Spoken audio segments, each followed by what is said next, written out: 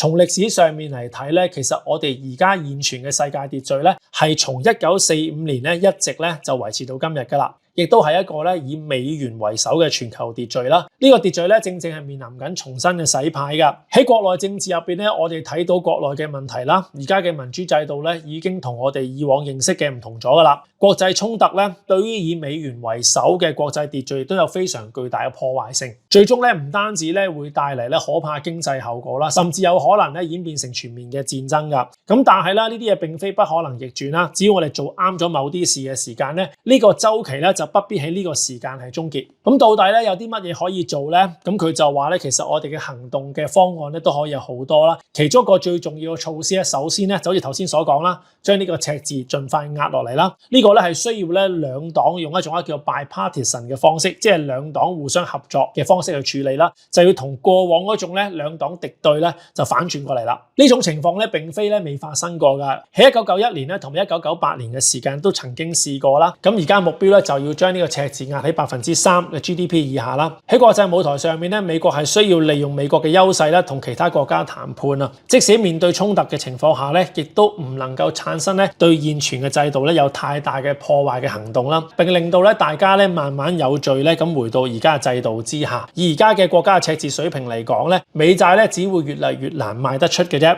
因為如果我買咗你嘅美債，搞到我最後仲要蝕本咧，點解我仲要買啊？即係好似頭先個例子所講啦，如果我借咗錢俾你，搞到我血本無歸嘅時間咧，其實呢個系統咧就會受到破壞㗎啦嘛。咁所以咧，你見到 Donald Trump 咧最近咧係搞咗一個咧最新版嘅海湖莊園協議出嚟嘅，係要求全國嘅央行咧將呢個短期嘅美債咧置換成為咧100年年期咧嘅冇息債券啊。咁簡單啲嚟講咧，我覺得呢個操作咧同埋美國嘅債務違約咧係冇乜分別嘅，因為而家咧連利息咧都唔想還啦嚇，有咩要還咧100年後先講。咁到底咧用100年嘅年期咧同美國買美債咧係咩概念咧？嗱，如果以每年嘅通脹率2% 嚟計咧，100年之後咧100蚊嘅美債就會得翻咧16蚊嘅，即係話會跌84% 啦。如果通脹率咧係3% 嘅話咧，100蚊嘅債券咧100年後到期贖回咧，購買力咧就得翻5% 左右啦，係跌咗95%。咁簡單啲嚟講，呢個同明搶係冇分別㗎。如果各國係唔順從嘅時間咧，就加爆你關稅啦，或者係取消呢個軍事保護。嗱，而家咧就要睇咧到底各國咧係貴定係唔貴啦。咁中國睇嚟咧就一定唔會貴。咁但係如果其他多數國家都貴咧，而真係置換到呢一種100年嘅無息債券嘅話咧，就等於 Donald Trump 係成功咁喺各國咧就割咗一大嚿肉出嚟啦。咁就算咧大家之後對美元冇信心咧都唔再緊要，因為已經買咗100年嘅債券咧係肉財砧板上。